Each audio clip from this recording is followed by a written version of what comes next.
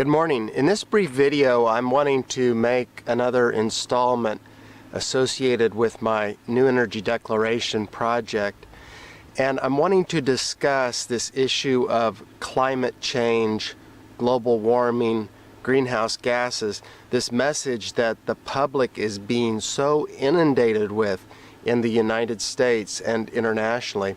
And I want to mention my reasons for concluding that this is completely a fraudulent campaign, and the science associated with the IPCC, which stands for the Intergovernmental Panel on Climate Change, is completely fraudulent.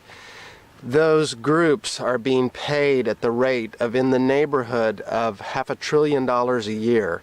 That's $500 billion per year to concoct this sort of witch's brew, but story for the global public that carbon dioxide levels associated with burning of fossil fuels and man-made activities have caused quote-unquote global warming. And now that the public's waking up to the fact that global warming is not really occurring, and more scientists are stepping forward to say we may be entering an ice age, they've shifted to the term climate change.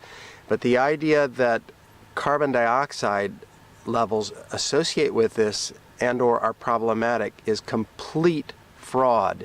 It is not just questionable science. It is completely fraudulent information being put forward to the public. So we have to ask, as that becomes more obvious, and that will become more obvious in the years to come, because the most reputable climate scientists and paleogeologists and so forth already know this. And the information is all over the internet. You just have to dig a little bit. You have to go a level behind the megaphones that Fox News and CNN and the mainstream publications have to go to the second and the third and the fourth page of Google returns, for example, and then you start finding these very substantive factual academic reports that refute all of this stuff about man-made activity, carbon dioxide causing climate change and or global warming. It's not the case. So here I want to briefly mention what are the reasons for climate change and how this integrates with the New Energy Declaration campaign, and how we as a public can set our world to rights in so many ways where things have gone sideways. The core problem here is a very ancient story that has to do with human greed and deception and the desire of status quo powers in our world to maintain privilege and wealth and power. This is what's behind the bad science. This is what's behind the ongoing century-long suppression of the revolutionary free energy technologies, preventing them from entering into distribution. It has to do with coveting power, coveting wealth, not wanting to share. You know, as parents and as adults, we tell children to share. When we get out in the business world, in our corporations and high up in governments, people don't do this. These fundamentals of human behavior are what's gone wrong, and these are what need to be set back to rights. And when we formed our country, in the case of the United States, several centuries ago, this was the key concern with having a very powerful federal government, or let's just say central government, that it would become corrupt with time, and it would become an oppressive, parasitic sort of a presence relative to we the people and to the rights and to the well-being of the general public. And this is what's happened. This has happened on an international basis too. It associates with corruption of the UN system, which got off as a very good idea back in the World War II period under the leadership of Franklin and Eleanor Roosevelt as an organization to, one of the drawbacks of shooting video outdoors, to increase global cooperation and to prevent major wars, as in the case of World War I and World War II. But anyway, the what's going on here is that the big energy sector was started 100 years ago by J.D. Rockefeller and J.P. Morgan. J.D. Rockefeller starting Standard Oil, which despite efforts on the part of the U.S. government via the Sherman Antitrust Act to break up Standard Oil, it reformed behind the scenes and it became our world's big oil sector, which is very problematic and I would say a very parasitic negative factor in our world, because it has been involved very centrally in the suppression of the emergence of clean revolutionary energy technologies that would liberate human potential and bring about a shared abundance scenario on the planet, would eliminate the primary causes of environmental harm and so forth. And you know, that story goes all the way back to J.D. Rockefeller and J.P. Morgan versus Nikola Tesla 100 years ago, but it was repeated, has been repeated hundreds of times since then, with revolutionary energy technologies kept off the market via the private sector black shelving and/or involvement of the U.S. government, Section 181 of the 1951 Invention Secrecy Act and so forth. But that big energy sector has gotten used to such a level of profit and power and privilege that it doesn't want to give it up. And so therefore, any energy solutions put forward must maintain this centralized structure of distribution that exists with regard to the transportation sector and grid electricity. Therefore, the only alternatives allowed out, like photovoltaics, which is the best of the renewable, sustainable genre technologies, still do not have a cost benefit and an application profile adequately, phenomenal to really threaten that centralized distribution structure for electrical power, for example, because they cost more on a per kilowatt and a per megawatt basis, and they have limitations. They can't apply to the transportation sector, etc. So the goal is to keep all of that power privilege that exists centralized, and government ties into this because it gets tax revenues from every gallon of gas sold through the electricity grid revenues and so forth. And this is the tendency on the part of any groups that develop strong status quo powers and privileges. They want to maintain them. The profits of these sectors don't necessarily depend on the amount of fossil fuels they sell us. They just depend on the profits involved. So an alternative to having a future where you continue to drill like crazy and produce fossil fuels like crazy, our world's energy consumption in 2014, this last year, on a BTU basis, was about 85% fossil fuels, projected to drop only 10% to about 75% total BTU basis energy consumption on a planetary basis over the next 20 or 25 years, even with all the photovoltaics and FCEVs and all this in discussion. This global warming, climate change, greenhouse gases thing, what is it really driving toward? What they're trying to drive toward with all this bad science they're paying for at the rate, again, of about $500 billion a year, climate change related greenhouse gases, falsifying data associated with that and so forth to reach an objective, is to institute a global carbon cap and trade, a taxation and regulation regime which will apply to every nation on the planet, from which we will never escape, and it will be the equivalent of a global IRS. This is the goal. The goal is to create a global carbon cap and trade regime. But to do that, and this will be intrusive, it will be in everyone's lives, if they can prevent the emergence of the clean, non-polluting, locked-down, impounded, revolutionary energy technologies, breakthrough energy technologies, which is a story we have documented involving at least 50 to 100 cases we put together as volunteers with multiples of courtroom-grade evidence showing unlawful behavior, unconstitutional behavior, abuses of national security provision to keep these technologies from emerging. If those technologies were to get out, then those monopoly powers who are so parasitic in these areas being discussed would basically lose their game. Humanity's potential to get away from the single most expensive sector of the global economy, energy, tied to the transportation sector, tied into existing taxes, tied into planned, very onerous taxes and regulation, that's carbon cap and trade, involving all the developing nations and the developed nations.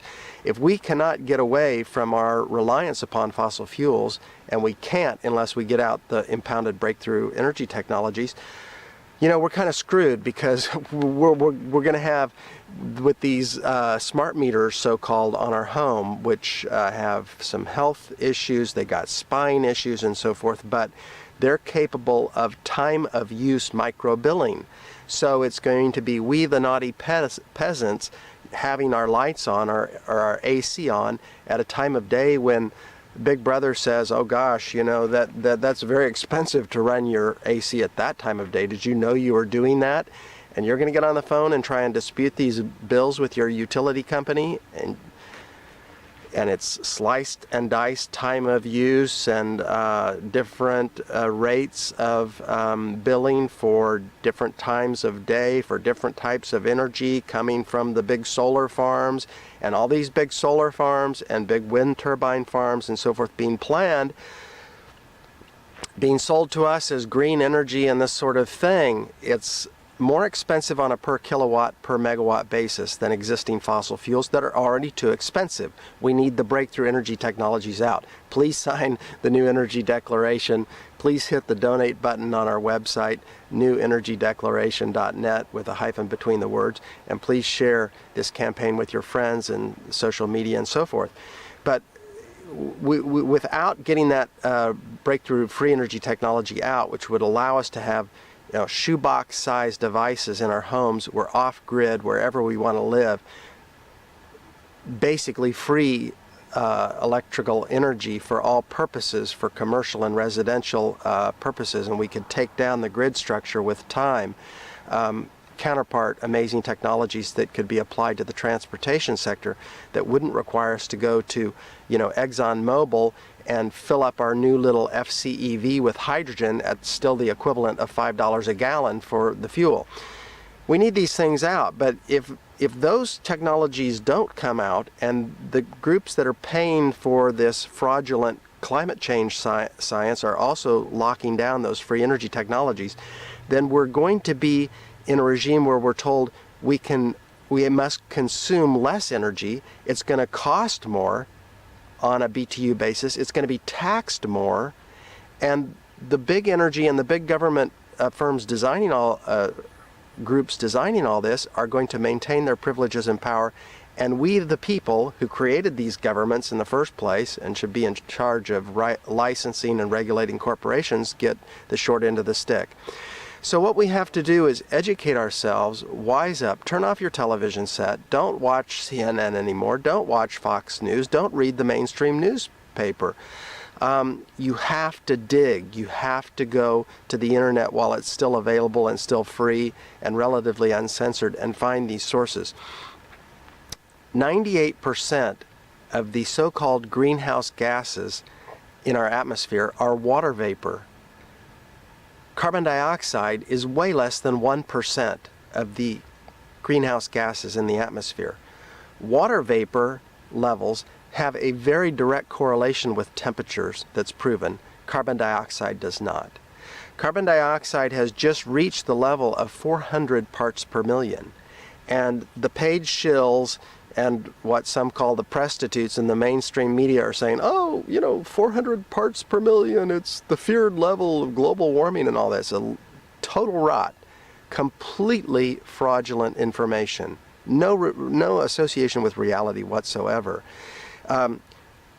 Submarines, which control their atmosphere very scientifically, and the space station managed by NASA, keep carbon at around 4,000 ppm, or about 10 times the level they're telling us is problematic.